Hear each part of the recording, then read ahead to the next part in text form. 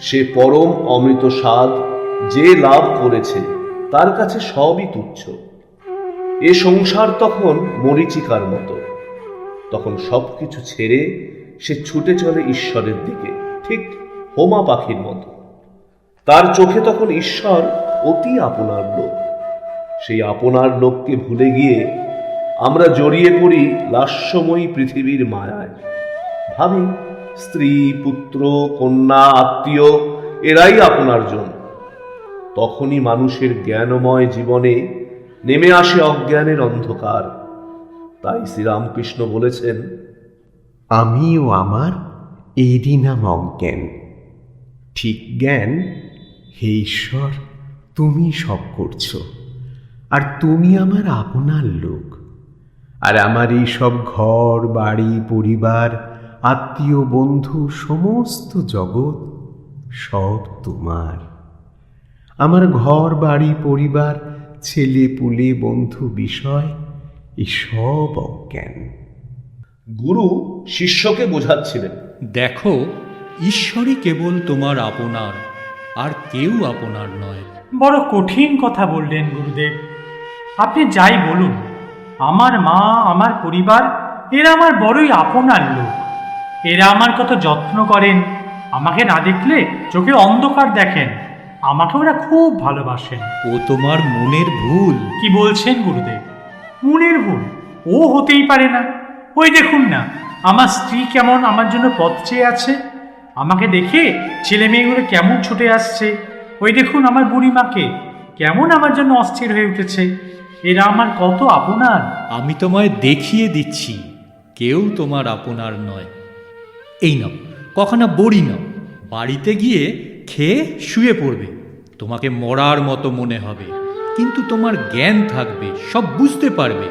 তারপরেই আমি আসছি। ওষুধ খেয়ে বাড়িতে শুয়ে পড়ল লোকটি।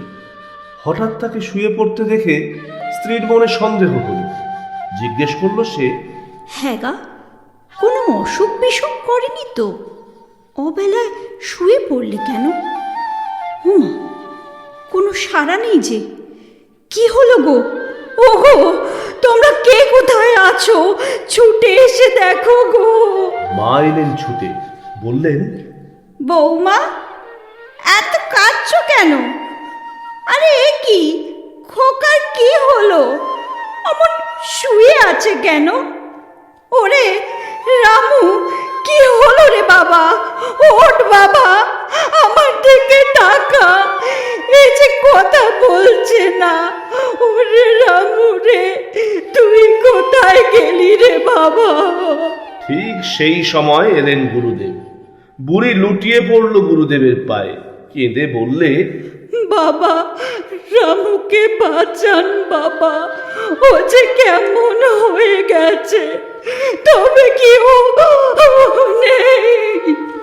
গুরুদেব তাকিয়ে বললেন, কোনো ভয় নেই, এ এক্ষুনি বেঁচে উঠবে।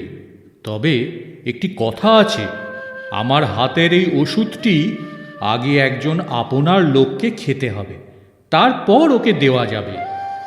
যে আপনার লোক এই বড়িটি খাবে তার কিন্তু মৃত্যু হবে। তা এখানে তো আপনি তার মা, পরিবার সব আপনার জন্যই আছেন। একজন না একজন কেউ খাবেন, সন্দেহ নেই। তাহলেই ছেলেটি বেঁচে উঠবে। তা মায়ের তো বয়স হয়েছে, আপনি এই ওষুধটি খেতে পারেন। এই নিন মা, তাহলে আপনিই খান। ওষুধ হাতে নিয়ে অনেক ভেবে চিনতে কাঁদতে কাঁদতে বললেন মা, বাবা, আমার আর কটি ছেলে মেয়ে আছে। আমি গেলে কি হবে এও ভাবছি।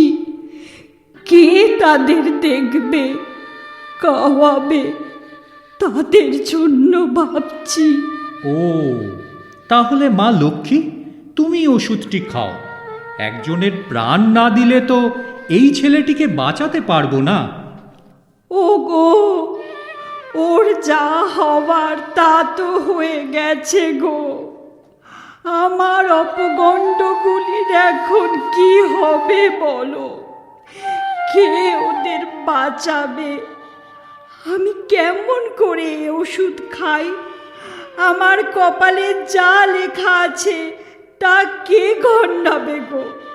ও গো দিদি গো। শিষ্য শুয়ে শুয়ে সব শুনছিল, উঠে পড়ে বললে, তবে রে সর্বনাশী, আজ তোদের একদিন কি আমার একদিন। আহা আহা, করো কি, থামো থামো। চলুন গুরুদেব, এ সংসার অতি বিষম জায়গা।